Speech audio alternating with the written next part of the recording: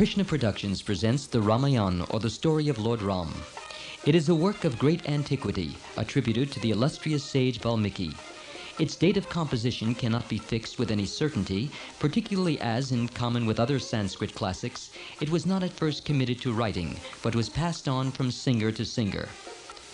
Written in poetry of unsurpassed dramatic power and brilliance, the Ramayan contains 24,000 couplet verses or shlokas. Unfortunately, we know very little about the rishi or sage Valmiki. We do know that he was once a robber in a forest in northern India, and on one occasion waylaid two saints for the purpose of plundering them. The travelers, however, spoke to him with kindness, and offered him spiritual truth instead of the gold and silver which they did not possess. Convinced of their sincerity, and on their advice, Valmiki changed his way of life and became a devotee of Lord Ram, who was the seventh incarnation of God, or Lord Vishnu, on earth. Throughout the ages, the Ramayan has exerted a tremendous moral influence on men and women everywhere. Lord Ram is considered the ideal or supreme person, and in his daily life he manifested the highest degree of virtue, truth, compassion, justice, benevolence, valor, and chivalry, as we shall see. The following narration of the Ramayan is based on the abridged translation from the Sanskrit by C.Rajagopalachari and was published by Bharatiya Vidya Bhavan in Bombay, India. It contains all the important incidents of the original complete epic and was specially edited for this presentation by your narrator, Amala Bhakta.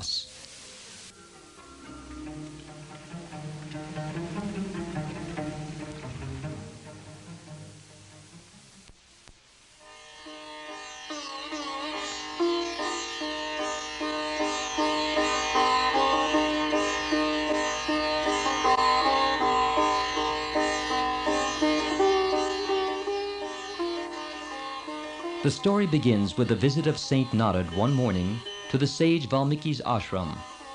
After the usual welcome, Valmiki asked him, "O all-knowing Narad, tell me, who among the heroes of this world is the highest in virtue and wisdom?" Knowing through his supernatural power why Valmiki put this question, Narad answered, "Lord Ram is the hero that you ask for. Born in the solar dynasty, he is at present ruling in Ayodhya." Sage Narad then briefly narrated to Valmiki the story of Ram.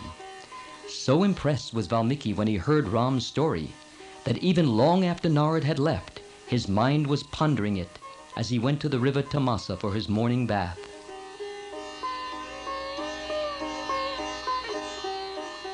As he was walking along the riverbank, he saw in a nearby tree two loving crauncha birds sporting and singing in their joy of life and love. Suddenly, the male bird fell down, hit by a hunter's arrow. The female bird, seeing her lover rolling on the ground, lamented in piteous fashion. Observing this, Valmiki burst into a curse. "O hunter, as you have killed one of these love-intoxicated birds, you will wander homeless all your long years." But in a moment the sage recovered himself and was wondering why he lost himself in anger. What right had I to curse the hunter? Why was I deceived by emotion? Recalling the words of his curse, the rishi marveled at the rhythm of the words. He discovered that his pity had taken shape in a beautiful verse. He thought that all this was part of the mysterious Leela or play of God, and went into meditation.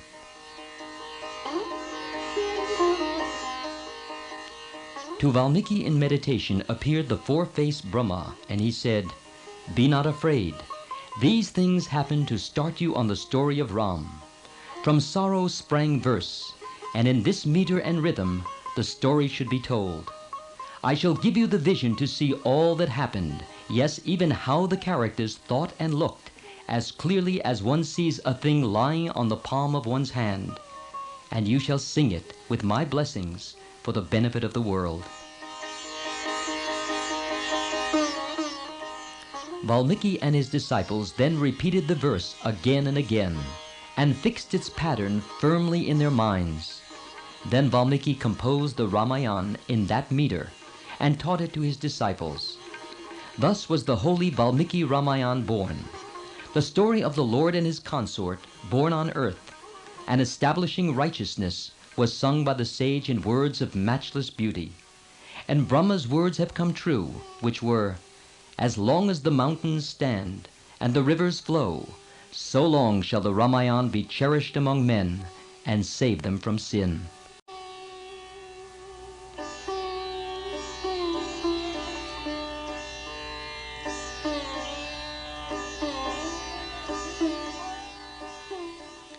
To the north of the Ganges River was the great kingdom of Kosal, made fertile by the river Sarayu. Its capital was Ayodhya, built by Manu, the famous ruler of the Solar dynasty. King Dasarath ruled the kingdom from the capital city of Ayodhya. He had fought on the side of the demigods, and his fame spread in the three worlds. He was the equal of the demigods Indra, the king of the gods, and Kubera, the god of wealth. The people of Kosal were happy, contented, and virtuous. The land was protected by a mighty army, and no enemy could come anywhere near. It contained forts with moats around them, as well as many defensive installations, and true to its name, Ayodhya defied all enemies.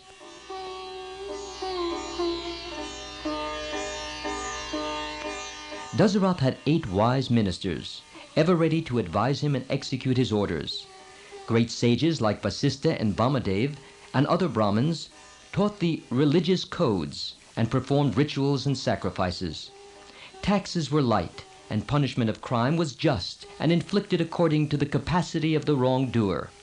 Surrounded by the best counselors and statesmen, the king's splendor shone as the rising sun.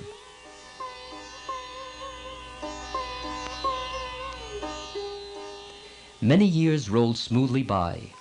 In the midst of all this prosperity, Dasarath had one regret. He had no son. One day in early summer, he thought of performing a horse sacrifice for progeny. He consulted his religious masters and, on their advice, got sage Rishyasringa to perform the yajna or sacrifice. The yajna was a grand affair, and the invitees included many of the kings of the day. It was no easy thing to perform sacrifices. The location and erection of the sacrificial platform had to be attended to in detail, strictly according to prescribed rules. There were experts whose guidance was sought in arranging things.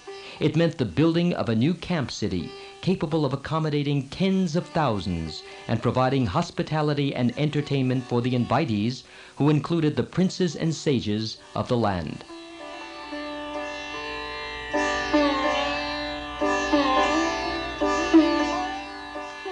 When all the arrangements were complete, the ceremonies were set in motion strictly as enjoined by the holy books. Contemporaneously with the yajna in Ayodhya, there was a conference of the demigods or devas in heaven. The devas complained to Lord Brahma that Ravan, king of the demons, drunk with the power acquired by the boon granted to him by Brahma, was causing them untold misery and hardship. They represented to Brahma, "It is beyond our capacity to subdue, conquer, or kill Ravan.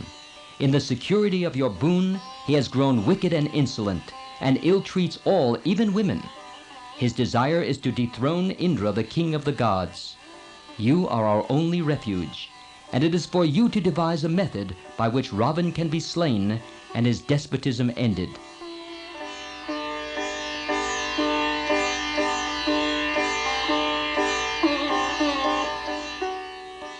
Brahma knew that he had granted to Ravan the boon prayed for by him, that he should be invulnerable and invincible against the demigods, demons, celestials, and other such beings. In his arrogance, Ravan did not care to ask for security against mankind. As Brahma revealed this fateful omission, all the demigods rejoiced and turned to Lord Vishnu, the Supreme Personality of Godhead. Absolutely surrendering themselves to Vishnu, the devas begged him to be born as a man, and to put an end to Ravan and his atrocities. Vishnu agreed and assured the devas that he would be born as 4 sons of King Dasarath, who was then performing a sacrifice for progeny.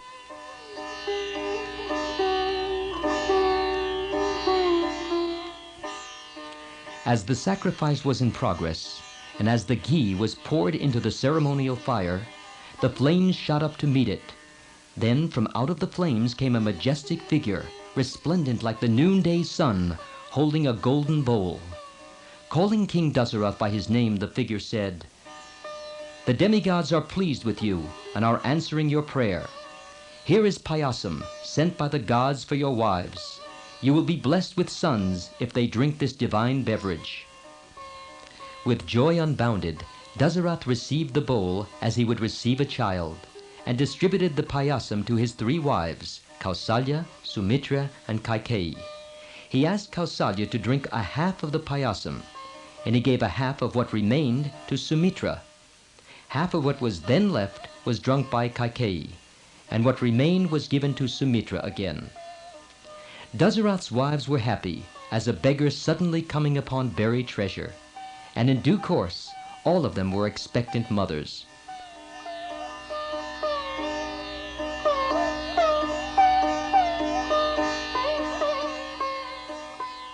In course of time, Dasarath's sons were born, Ram of Kausalya and Bharat of Kaikeyi.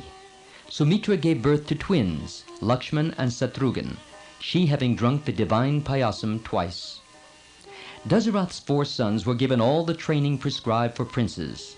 Ram and Lakshman were especially devoted to each other, and so were Bharat and Satrughan. Dasarath was happy to see his 4 sons grow up strong, virtuous, brave, and lovable, and with all other princely qualities.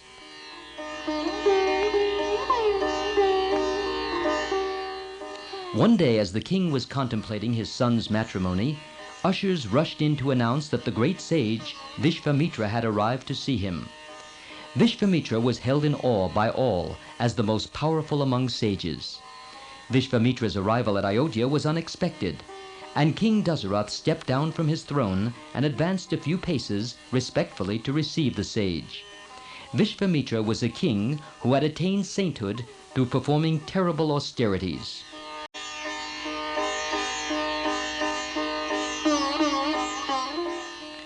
King Dasarath received Vishvamitra, and touching his feet, the king said, "I am indeed blessed among men.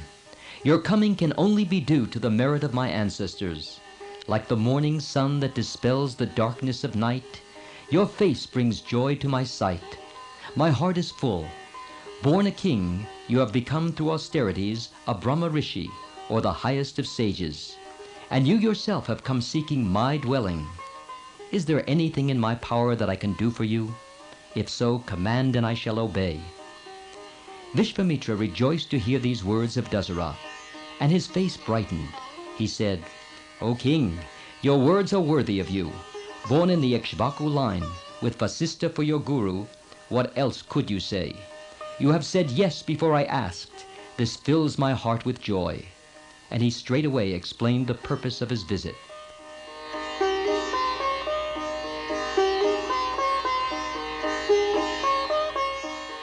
"I am engaged in performing a sacrifice. As it nears completion, 2 powerful Rakshasas or demons named Marich and Subahu defile it. They shower unclean blood and flesh on the sacred fire. Like other sages, we could curse and destroy them, but that would be a waste of all of our spiritual merit. Our troubles will end if you send with me Ram, the eldest of your sons. Under my care he will grow in princely stature.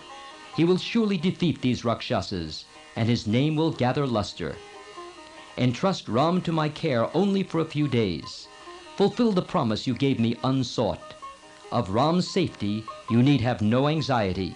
You will earn undying fame in the 3 worlds. Vasistha and your ministers will agree with what I say."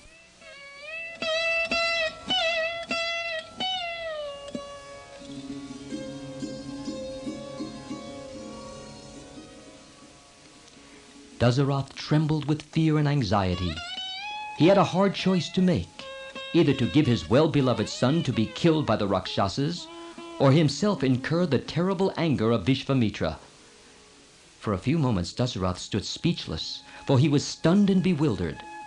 But recovering from the shock, he begged the sage not to press his demand and said, "Ram is not yet fully 16 years of age. How can he fight with Rakshasas? Of what use is it to send him with you? What does he know of the wiles of Rakshasas? It is not right that I should send a mere lad to fight them. I am here and my army is ready to march. How can a lad protect you and your sacrifice? Tell me all about your enemies, and I shall go with you at the head of my army and do your bidding and serve your need. Do tell me about these desecrators. Vishvamitra described Marich and Subahu and Ravan their master, and he demanded again that Ram should be sent along with him. Dasaratha persisted in refusal. Parting from Ram will be death to me. I shall go with you, I and my army. Why, it seems to me the task proposed is pretty hard even for me. How then can I send my son to cope with it? Indeed, I cannot send him. If you please, I am ready with my army.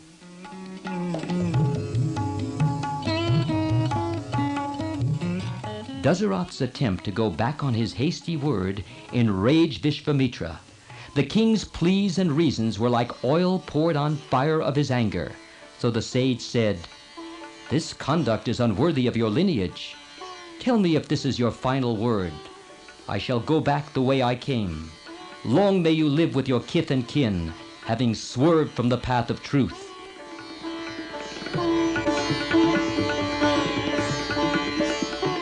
The earth quaked, and the gods were afraid of the possible consequences of the sage's wrath.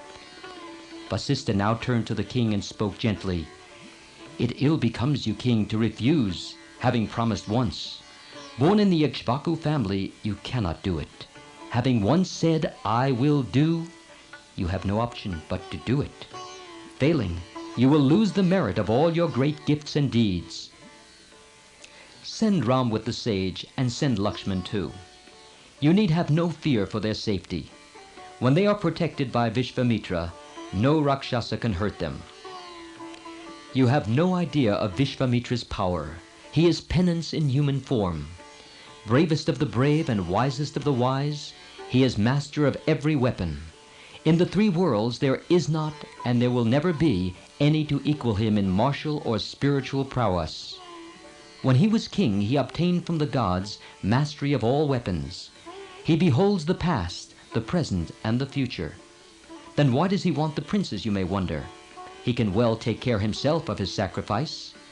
But it is for the good of your sons that he has come here and appears to seek your help. Do not hesitate. Send your sons with him." Listening to the wise Vasistha, Dasaratha saw things clearly and made up his mind to send Ram and Lakshman. The two princes were then brought to the presence of the sage. The king, the queen mothers, and Vasistha blessed them and sent them with Vishvamitra.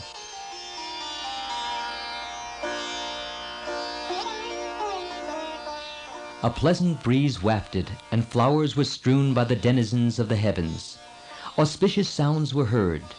Bow in hand, the two lads strode proudly on either side of the sage. With swords of victory hanging from their waists, bows and quivers mounted on strong shoulders, they moved, each like a three-headed cobra with uplifted hood.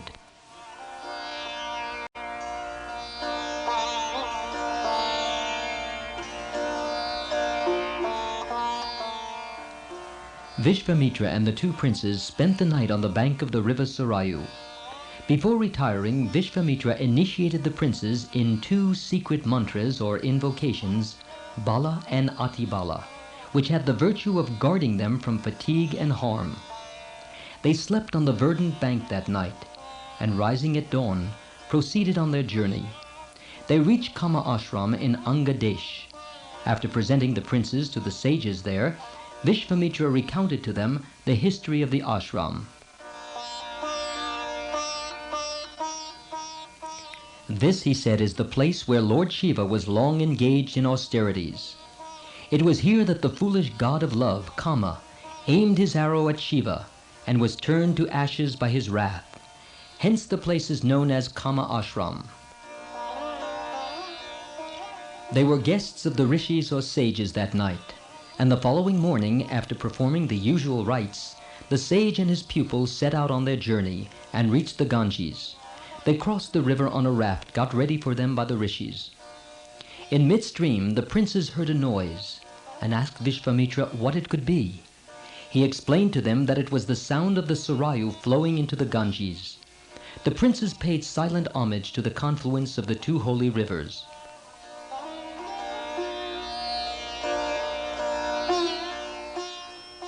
Having crossed the Ganges, Vishvamitra and the princes made their difficult way through a dense forest, made dreadful by the reverberating roar of wild beasts. This, Vishvamitra said, is the Dandak forest. What is now a terrible forest was once a well-peopled country. Once upon a time, Indra, the king of the gods, was contaminated by sin, having killed Vritra, and had therefore to exile himself from the world of the Devas or demigods. The Devas set to themselves the task of cleansing Indra. They brought waters from the sacred rivers and bathed him to the accompaniment of mantras. The waters which cleansed Indra flowed into the ground and enriched the earth, and the land became tremendously fertile.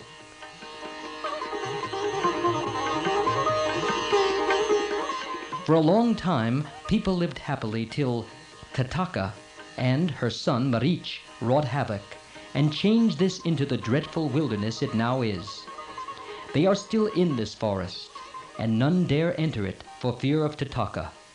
She is equal in strength to a score of elephants. I have brought you here to rid the forest of this great enemy. There is no doubt that this Yaksha monster, who is a source of trouble to the sages, will be destroyed by you.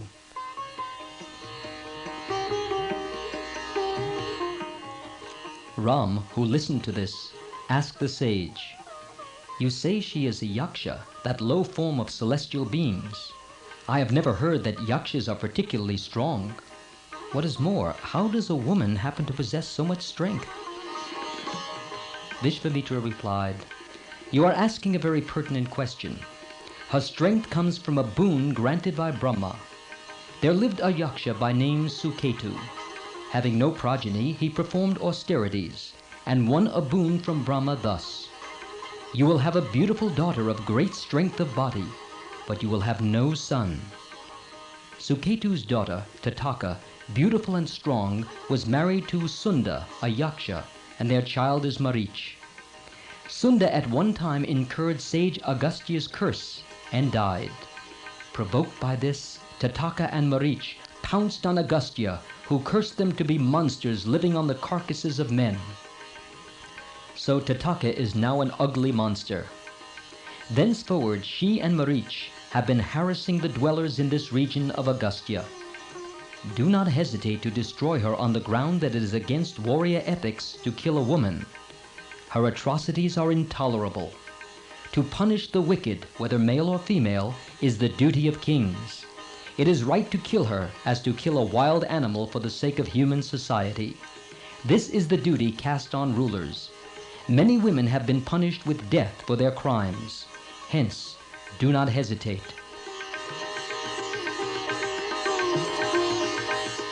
Ram said to Vishvamitra, "Our father's behest is that we should obey you without question. Bidden by you and for the general welfare, we shall kill Tataka." So saying, he strung his bow and twanged it, till the forest echoed to its shrill note, and the wild animals scattered in all directions in terror. It reached Tataka in her stronghold, filling her with amazement at the audacious intruder who dared enter her domain. Raging with anger, she ran in the direction whence the sound came and sprang on Ram. The battle began. The prince at first thought of cutting off the limbs of the monster and sparing her life. But Tataka attacked fiercely, and rising in the sky, she rained stones on Ram and Lakshman. The two princes defended themselves against the attack. The fight continued, and Vishvamitra cautioned Ram against delay in dealing the death blow to the monster. "She deserves no sympathy," he said. "The sun is about to set, and remember that at night Rakshasas grow stronger. Do not delay to slay her." Thus advised, Ram decided on killing Tataka, and pierced her chest with a deadly arrow, and the huge, ugly monster fell down lifeless. The Devas cheered, and Vishvamitra, filled with joy, embraced Ram and blessed him. With Tataka's end, the forest was freed from the curse and became beautiful to see. The princes spent the night there, and next morning they proceeded to Vishvamitra's ashram.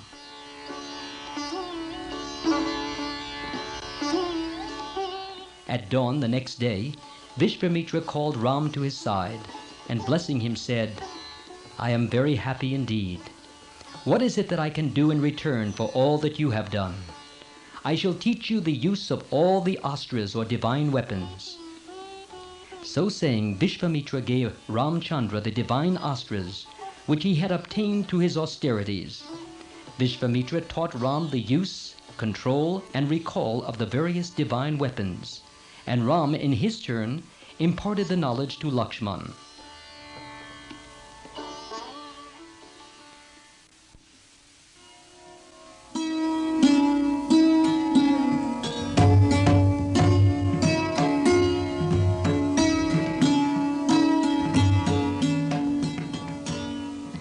As they continued the journey, Ram pointed to a big hill with a lovely forest on its slopes and asked, "Is that the place whereto we have to go? And who are the evil ones who hinder your yajna? And what should I do to destroy them?" Ramachandra was eager to fight and win the blessings of the sage. "That is the place we are going to," replied Vishvamitra. There the Lord Narayan performed austerities, and it was there that he was born as Vaman. It goes by the name of Siddha Ashram. This is its story. Bali, son of Virochan and grandson of Prahlad, the great devotee, was such a powerful ruler that of him even the Devas were afraid. Bali had, by his deeds, acquired the power of Indra himself. He belonged to the race of the Asuras or demons. Kashyap and his spouse Aditi, of whom all the gods were offsprings, prayed to Lord Vishnu, the Supreme Personality of Godhead, and begged him to be born as their son and protect Indra and the Devas from Bali. In answer to their prayers, Vishnu was born of Aditi as Vaman.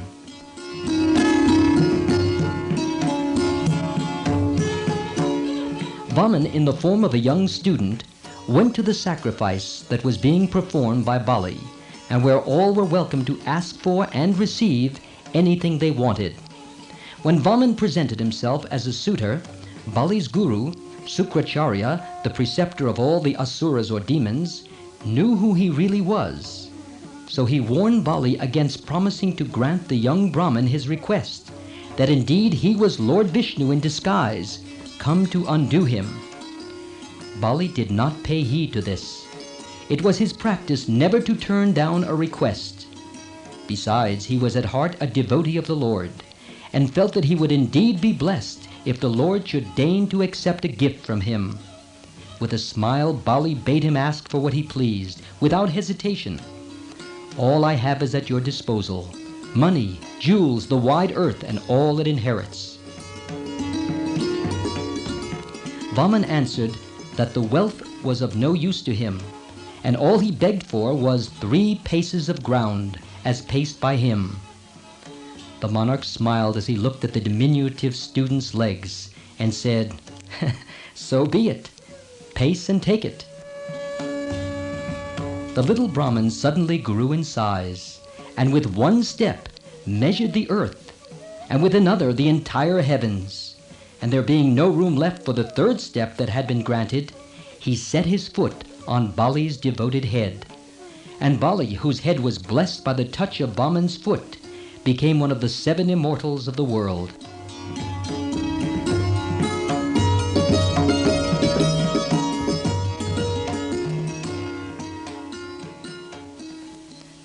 After narrating the story of Bali, Vishvamitra added, "This is where at first Narayan and later Kashyap performed tapas or austerity, resulting in the incarnation of God as Vaman. In this holy place I live, and here the Rakshasas come and obstruct our worship and our austerities. Your coming here is to end this evil." "So be it," said Ram.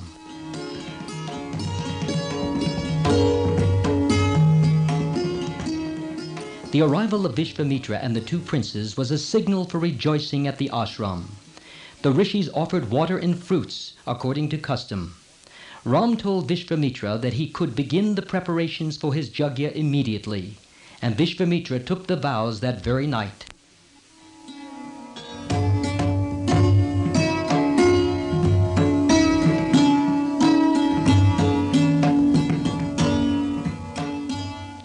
Getting up very early the next morning, the princes went to Vishvamitra and asked when the Rakshasas were expected, so that they might hold themselves in readiness to receive them. Vishvamitra was under a vow of silence and could not answer, but the rishis, his juniors, told the princes that they should be constantly vigilant for 6 nights and days to safeguard the sacrifice. The princes, fully armed, kept vigil for 6 days and nights. On the morning of the 6th day, Ram told Lakshman, "Brother, now is the time for the enemies to come. Let us be wary."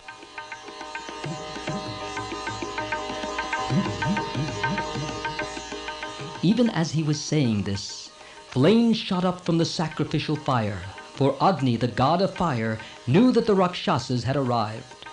As the rites were being performed, there was heard from the sky a great roar.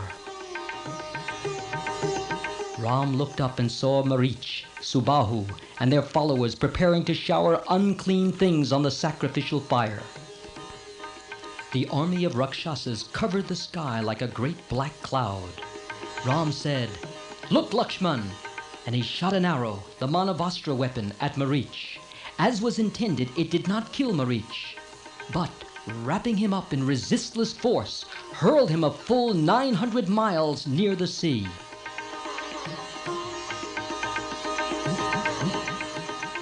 With the Agnyastra, or fire weapon, Ram killed Subahu, and then the 2 princes utterly destroyed the entire army of Rakshasas.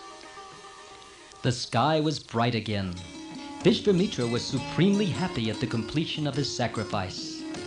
"I am grateful to King Dasarath," he said. "You have fulfilled the promise, princes. I admire your fortitude. This ashram has, through you, become again a scene of success."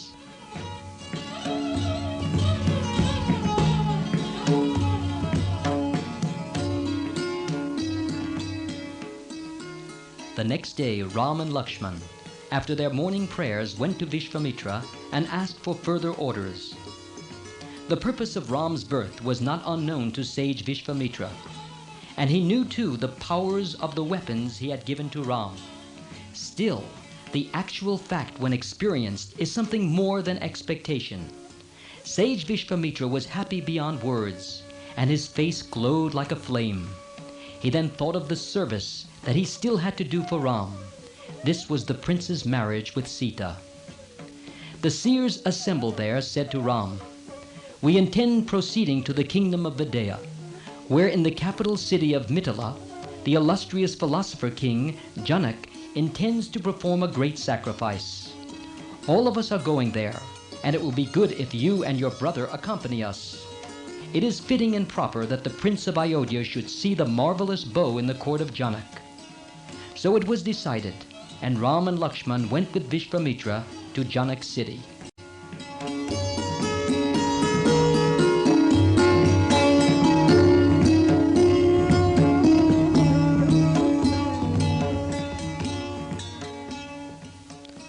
Janak, king of Mithila, was an ideal ruler. He was a much revered friend of King Dasarath, who, when he planned his yajna for progeny, sent not mere messengers, but ministers to Mithila to invite King Janak. Janak was not only a brave king, but was as well versed in the scriptures as any rishi, and was the beloved pupil of sage Yajnavalkya.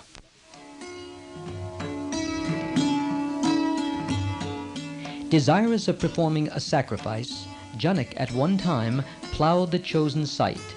As usual, this was done by his own hand.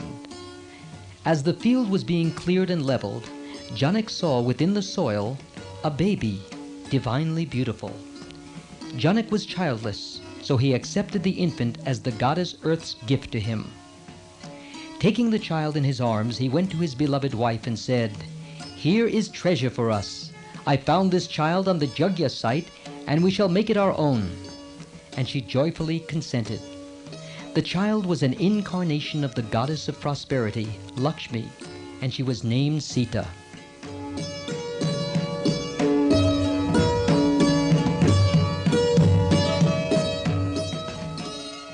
When Sita reached the age of marriage, Janak was sad that he would have to part with her.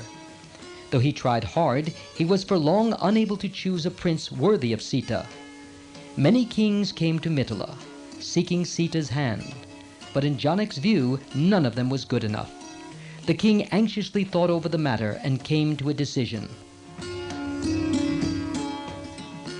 Long ago, pleased with the sacrifice performed by Janak, Varun, the ocean demigod, presented to him Lord Shiva's bow and 2 quivers. That was an ancient heavenly bow, which no ordinary man could even move. This was kept by him as an honored heirloom. Since only a very exceptional man could be considered worthy of Sita, Janak issued this proclamation: Sita, my daughter, will be given in marriage to the prince who can lift, bend, and string the bow of Lord Shiva. Many princes who had heard of Sita's beauty went to Mithila, only to return disappointed, for none could fulfill the condition. Led by Vishvamitra, the rishis from Siddha Ashram were proceeding to Mithila with bullock carts transporting their luggage. The animals and the birds in the ashram set out to follow Vishvamitra, but he gently bade them stay behind. It was evening when they reached the river Son. There they rested for the night, Vishvamitra recounting to Ram and Lakshman the history of the place. Getting up in the morning, they continued their journey and crossed another river, not very deep, and by noon they were at the Ganges.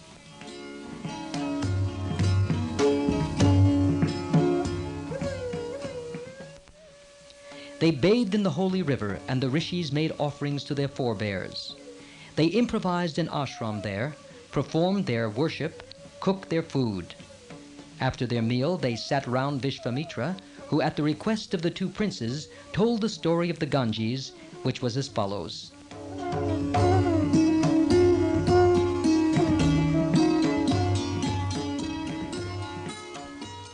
Himavan, king of mountains, and his spouse Manorama had 2 daughters, of whom Ganga was the elder. Himavan sent her to the world of the demigods in response to their request, and so she dwelt with them. Uma, the younger, won the favor of Lord Shiva and became his spouse. Sagara, a former king of Ayodhya, had no son for a long time. With his 2 wives, Keshini and Sumati, he went to the Himalaya mountains and performed penances. Sage Brigu, pleased with the king, blessed him and said, "You will get a number of children and will acquire undying fame. One of your wives will give birth to an only son, and through him your lineage will be continued. The other queen will bear 60,000 strong-armed sons."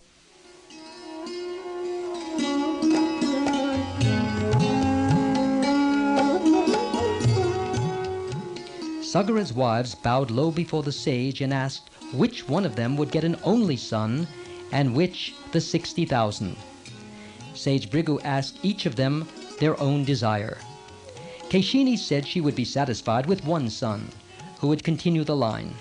Sumati chose the other alternative. "Be it so," said the sage. Satisfied, the king and his wives took leave of the sage and returned to Ayodhya. In course of time, Asamanjas was born to Keshini. Sumati gave birth to a mass which divided into 60,000 babies. This army of children was well taken care of by the nurses.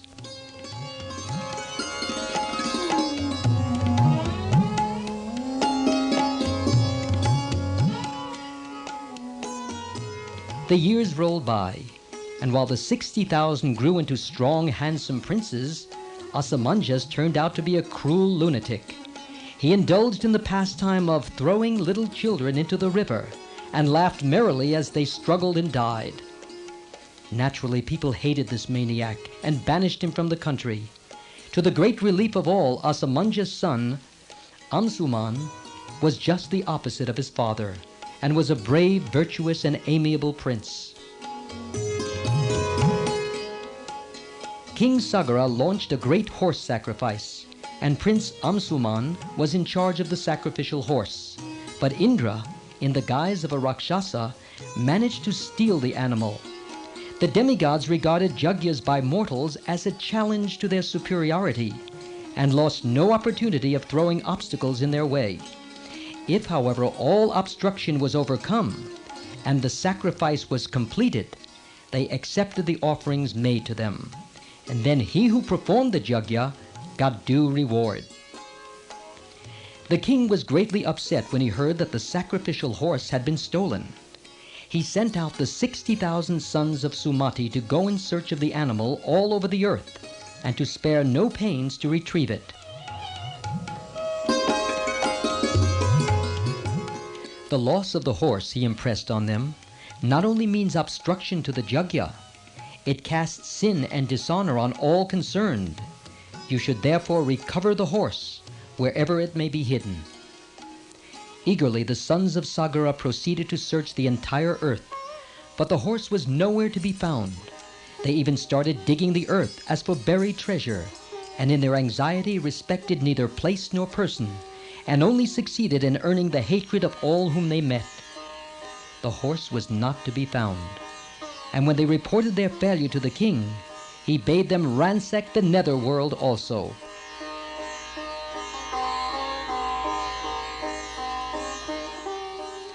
The princes did as they were told, and in the netherworld, or Patala, they saw the horse grazing in a corner of an ashram not far from the place where sage Kapil, who was an incarnation of Lord Vishnu, sat in meditation. The princes at once jumped to the conclusion that they had not only found the stolen horse, but the thief also, and they rushed on Kapil shouting, "Here is the thief pretending to be a yogi!" Kapil, thus disturbed, opened his fiery eyes, and the 60,000 princes were reduced to a heap of ashes.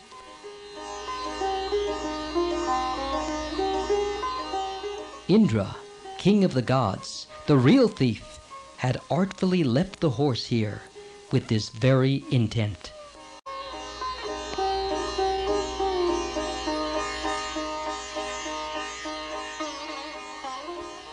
King Sagara waited in vain for the return of the princes, who had gone in search of the sacrificial horse. After some days he called his grandson Amsuman and said, "I am anxious to know what has happened to the princes who went to Patala. You are brave, so go there well armed and find out what has happened, and come back crowned with success." Amsuman went closely following the path of the princes, and reached the netherworld, where he saw and paid salutations to the mighty elephants standing guard at the four quarters. These guardians of the quarters uttered encouraging words, and said he would succeed in his mission.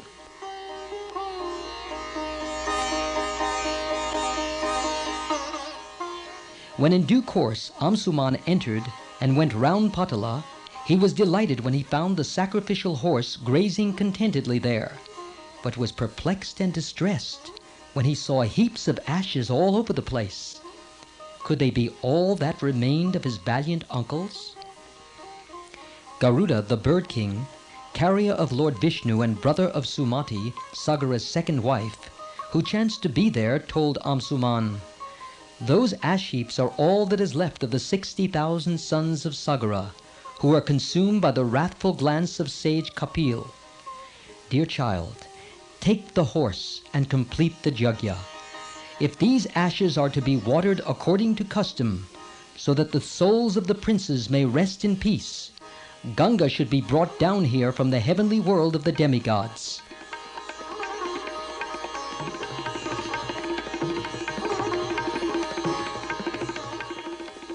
Amsuman rushed home with the horse and told the king all that he had found and learned. Sagara was immersed in sorrow at the fate that had overtaken his sons.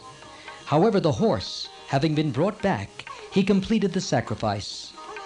Grieving over his lost sons and despairing of ever bringing Ganga down to the netherworld, he died disconsolate.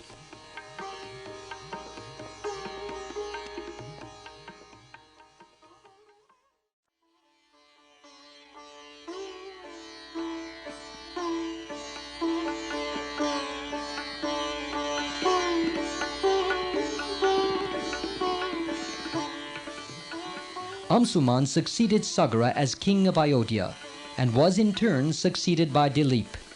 Bhagirat came after Dilip, Amsuman and Dilip, though happy and blessed in other respects, died grieving that they were unable to bring Ganga to Patala for the salvation of their forefathers. Bhagirat was a valiant king. He was childless. Desiring progeny and hoping to bring Ganga down, he left for Gokarna for performing penance, leaving the kingdom in the hands of his ministers.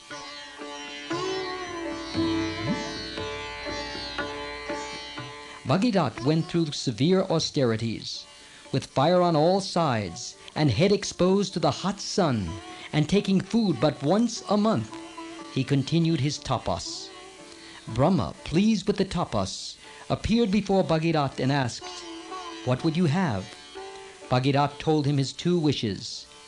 "If you have pity on me, bless me with a child to continue the line of my forebears. Secondly, cursed by sage Kapil, my ancestors' bodies lie as a heap of ashes in Patala. The ashes should be washed by the waters of the Ganga, so that their souls may ascend to heaven. May you be pleased to order Ganga to go down." Brahma replied, "The demigods are pleased with your penance. Your wishes are granted. But there is one difficulty. The earth cannot withstand the force of Ganga's descent. Lord Shiva alone can stand it. Therefore direct your penance and prayers to him." Bhagirat renewed his austerities and continued long without food or water, and at last won Lord Shiva's grace. Shiva appeared and said to Bhagirat, "I shall fulfill your wish. I shall receive Ganga on my head. May her grace be upon you." When Lord Shiva promised to help Bhagirat, Ganga began her descent as ordered by Lord Brahma. In her arrogance, she thought she would fall on Lord Shiva's head and sweep him away towards Patala. Shiva decided to teach Ganga a lesson, and the moment he willed it, the flood of waters that fell on his head were held by his matted hair, as in an infinite receptacle. Ganga tried her best, but not a drop could emerge from the tangled maze of Lord Shiva's matted locks. This was a lesson to Ganga, to be sure, but a heartbreaking disappointment to Bhagirat. There was nothing for him but to pacify Lord Shiva with more austerity. This he did to such good purpose that Shiva took pity on him and gently let out the waters of the Ganga in a lake called Bindu Saras, from where they flowed down in 7 small separate streams. 3 of them flowed west and 3 east, and the 7th river followed Bhagirat, who was full of joy at the approaching salvation of his ancestors.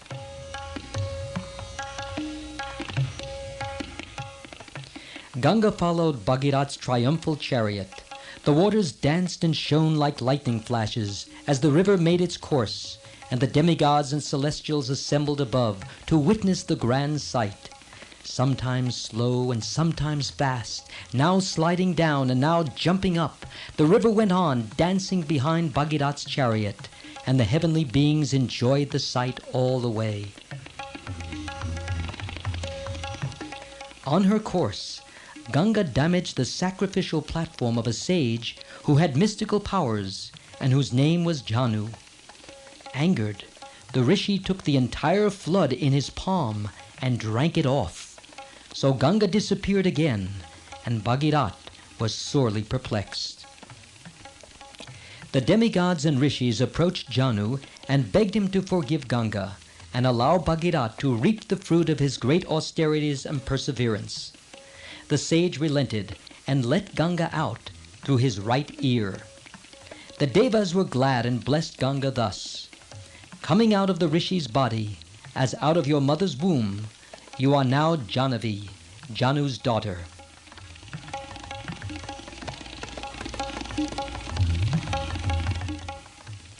There was no further hindrance or mishap, and Ganga reached Patala through the ocean. With the holy waters, Bhagirat performed the funeral rites of his ancestors and secured for them their entry to heaven. Because Bhagirat's efforts brought Ganga down, the Ganges River is also known as Bhagirati. After concluding this narrative, sage Vishvamitra blessed Ram and Lakshman. "The sun is setting," he said. "Let us say our evening prayers in the waters of the Ganges, whom your ancestor brought down to this world."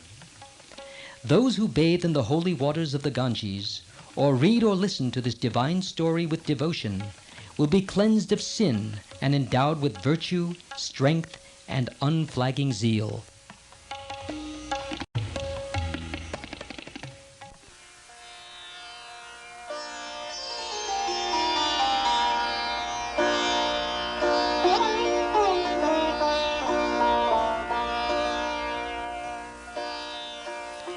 After a day's stay in the city of Visala, Vishvamitra and his party left for Mithila. On the way, not far from Mithila, they saw a beautiful ashram which seemed vacated. Ram asked Vishvamitra, "Whose is this ashram with ancient trees? Why does such a beautiful abode stand deserted?" Vishvamitra replied, "This ashram is subject to a curse. Sage Gautam lived here with his wife Ahalya, spending his days in peace and holy meditation. One day, during the sage's absence from the ashram, Indra, filled with unholy desire for the beautiful Ahalya, entered it disguised as Gautam and approached the lady with urgent solicitation. She was not deceived by the impersonation, but vain of her beauty and proud that it had won her the love of the Lord of the demigods, she lost her judgment and yielded to his desire.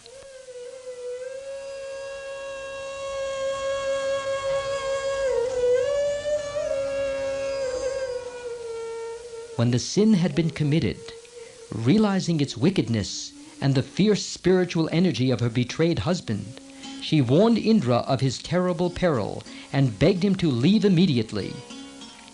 Indra was fleeing in guilty panic, but unfortunately for him, he almost bumped into the rishi who was just returning from his bath, clad in wet garments and radiating spiritual luster. Pretense was hopeless before that all-seeing wisdom, and Indra bowed in abject worship and threw himself at the mercy of the rishi. The sage looked at him with wrath and loathing and cursed him. "Lustful beast as you are, dead to all truth and righteousness, may your manhood fall away from you."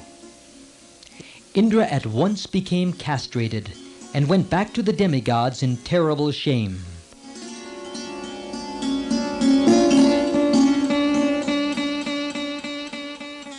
Then the sage turned to his erring wife and prescribed a long penance for her. He said, "Living on air, you shall stay here, unseen by anyone.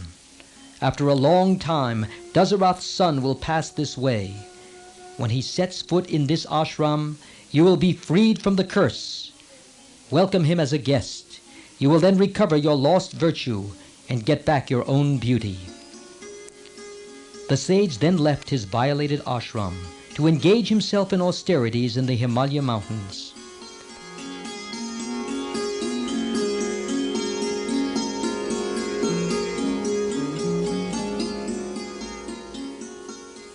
Then Vishvamitra said to Ram, "Let us enter the ashram.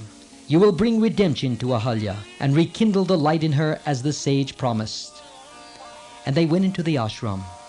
As Ram set foot in the ashram, the curse was lifted, and Ahalya stood before him in all her beauty. Having lain concealed behind leaves and creepers, and kept her vow for many years, she now shone in Ram's presence like the moon emerging from the clouds. Ram and Lakshman touched the feet of the sage's wife, made pure by penance. She welcomed the divine princes with all the customary rites of hospitality. A shower of flowers descended from the heavens as Ahalya, cleansed from sin, shone like a goddess.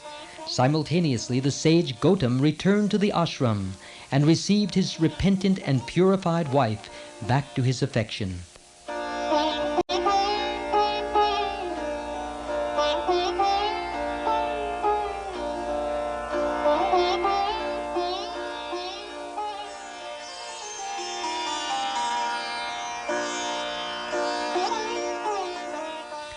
All arrangements for King Janak's sacrifice had been completed, and to Mithila had come many rishis and Brahmins from various kingdoms.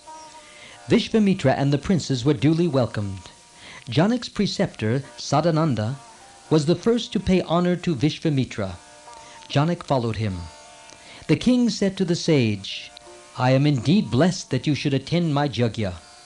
Pointing to Ram and Lakshman, Janak asked Vishvamitra, "Who are these godlike youths who resemble each other and carry their weapons with the proud ease of seasoned warriors? Who is the happy father of such sons?"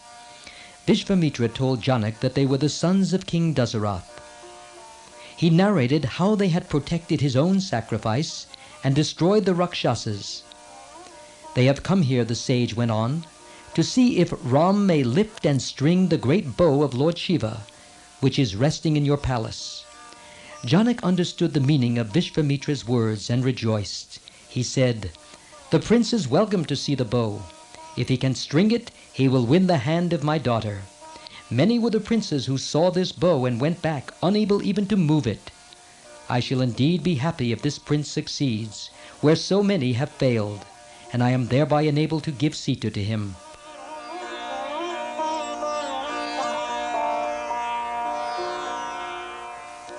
Janak then ordered his men to bring the bow, which was kept safe and sacred in an iron box. It was brought on an 8-wheeled carriage and dragged like a temple chariot during a festival.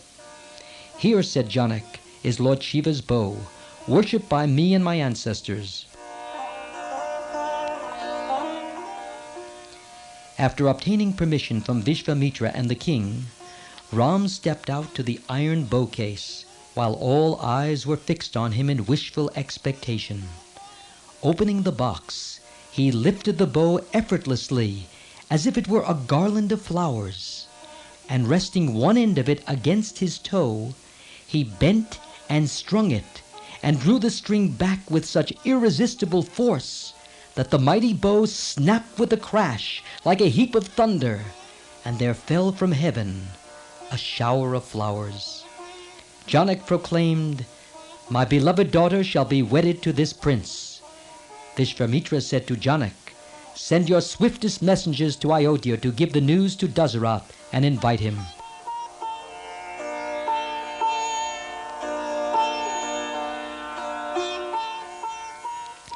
Janak's messengers reached Ayodhya in 3 days.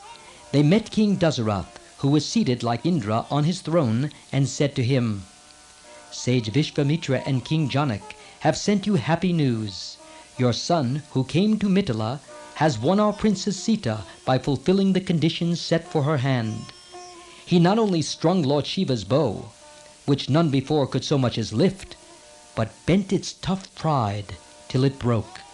King Janak eagerly awaits your gracious consent for the marriage, and your presence and blessings at the festivities. May it please you to start for Mithila with your retinue."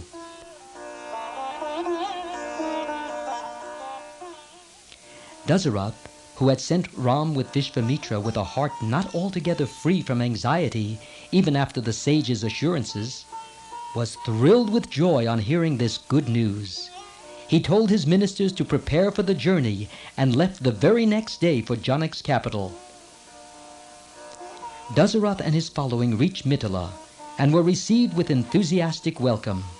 Exchange of courtesies over, Janak said to Dasarath, "My sacrifice will soon be over. I think it best to have the marriage as soon as the yajna is over," and sought his approval. Dasarath replied, "You are the bride's father, and it is for you to order things as you wish."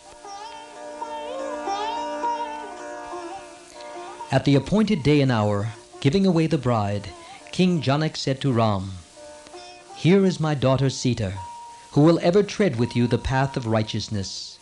Take her hand in yours. Blessed and devoted, she will ever walk with you like your own shadow." Thus was Sita given by Janak to Ram. Were they not eternal lovers reunited? And so they rejoiced like lovers who had come together after long separation.